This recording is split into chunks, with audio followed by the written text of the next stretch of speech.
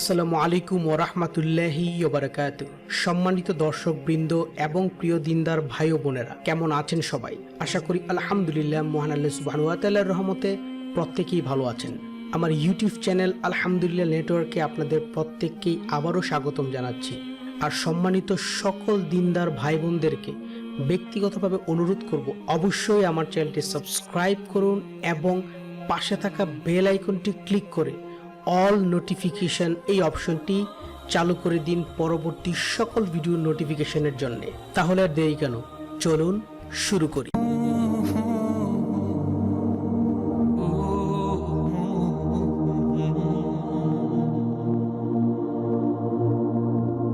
Scandal video বা MMS clip, আমরা অনেকেই এই ধরনের ভিডিওর নাম শুনেছি।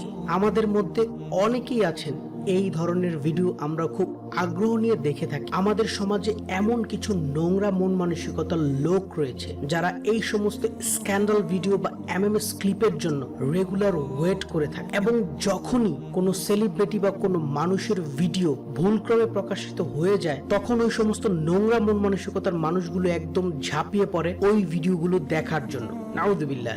শুধু তাই নয়, তারা বিভিন্ন সোশ্যাল মিডিয়াতে এই ভিডিওগুলো এমন ভাবে ছড়িয়ে দেয় যে যাতে বেশি বেশি মানুষ এই ভিডিওগুলো দেখতে পারে। অন্য মানুষের বাজে ভিডিও সমাজে ছড়িয়ে দেওয়ার মাধ্যমে সমাজের অশ্লীলতার প্রসার ঘটানো অন্তত নিন্দনীয়। অশ্লীলতা কিন্তু ইবলিস শয়তানের কাজ। ইবলিস শয়তান সব সময় চায় মানুষ অশ্লীলতার পথ বেছে নিক, কারণ সে চায় মানুষ যেন জাহান্নামী হয়। মানুষের প্রকাশ্য শত্রু এই ইবলিস শয়তান সব সময় মানুষকে অশ্লীলতার দিকে আহ্বান করে। মহান আল্লাহ সুবহানাহু ওয়া তাআলা পবিত্র কোরআনের সূরা বাকারার 168 নম্বর আয়াতে বলেন, হে মানুষ, দুনিয়ার যা কিছু হালাল ও ভালো তা তোমরা গ্রহণ করো, কিন্তু শয়তানের পদাঙ্ক অনুসরণ করো না। নিশ্চয় শয়তান মানুষের প্রকাশ্য শত্রু। মহান আল্লাহ সুবহানাহু ওয়া তাআলা পবিত্র কোরআন শরীফের সূরা বাকারার 169 নম্বর আয়াত আরো একটি গুরুত্বপূর্ণ কথা আমাদের বলেছেন, শয়তান তোমাদের সব সময় অশ্লীলতা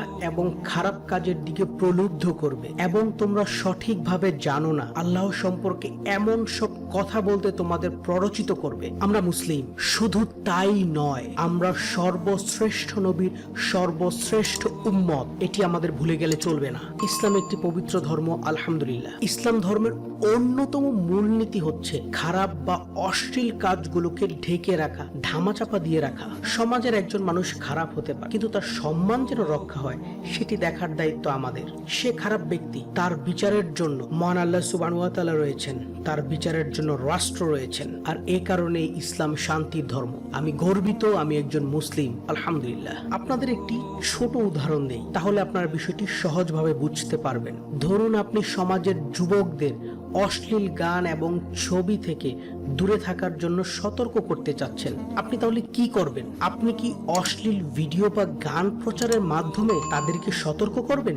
নিশ্চয়ই সেই কাজ আপনি ভুলেও করবেন না। তার কারণ কি? তার কারণ হচ্ছে, আপনি যদি অশ্লীল ভিডিও দেখানোর মাধ্যমে যুবকদেরকে সতর্ক করতে চান, তাহলে আপনার আমল নামায় কোনো ধরনের কোনো সওয়াব লেখা হবে না, কোনো ধরনের ভালো কাজের জন্য নেকি লেখা হবে না। শুধু তাই নয়, পাশাপাশি আপনার আমল নামায় গুনাহ লেখা হবে। আপনার দেখানো অশ্লীল ভিডিওটি যত মানুষ দেখবে, দেখে চোখের জিনায় লিপ্ত হবে, এই চোখের জিনায় লিপ্ত হবে, সেখান থেকে একটি অংশ সরাসরি আপনার আমল নামায় গুনাহ হিসাবে লেখা হবে। বিষয়টি ঠান্ডা মাথায় আমাদের চিন্তা করতে হবে।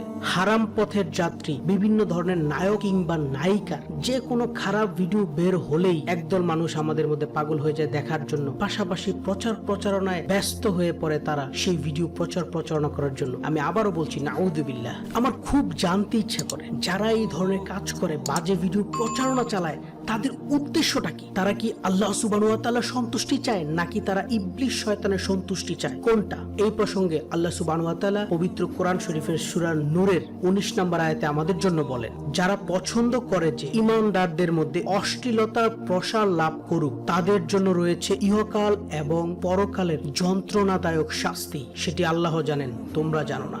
এখনো সময় আছে, আসুন আমরা মানুষ হই, ইসলামের আলোকে নিজেদের জীবন পরিচালনা করি, জীবন পরিচালনা করার চেষ্টা করি। মহান আল্লাহ সুবহানাহু ওয়া তাআলা যেন দুনিয়ার সকল মুসলিমদেরকে শয়তানের ধোঁকা থেকে হেফাজত করেন, আমিন। ভিডিও শেষ করার আগে এক লাইনের একটি গুরুত্বপূর্ণ কথা বলে আমি আমার ভিডিওটি শেষ করছি। বিভিন্ন সময় বিভিন্ন মানুষের যে স্ক্যান্ডাল বের হয়, তাদের ইচ্ছায় বা অনিচ্ছায় তারা ফেসে যায় তাদের সামনে ক্যামেরা থাকার কারণে।